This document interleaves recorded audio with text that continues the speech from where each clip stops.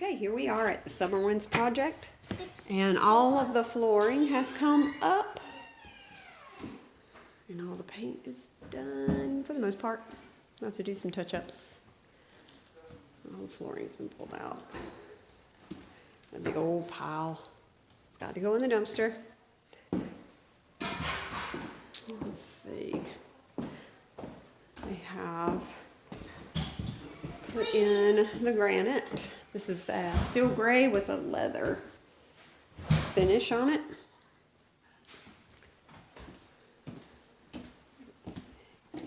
The floor is out here. I'm doing the plumbing switch out as well. Let's see. Bedrooms are painted. We have to take that desk apart to get it out of here.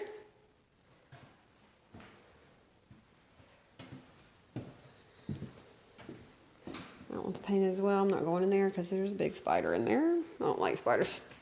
Yeah, I'm a big old chicken. That's okay. We don't have to play with the spider.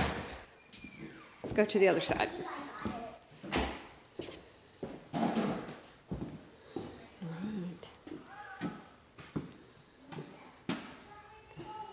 It's all painted up.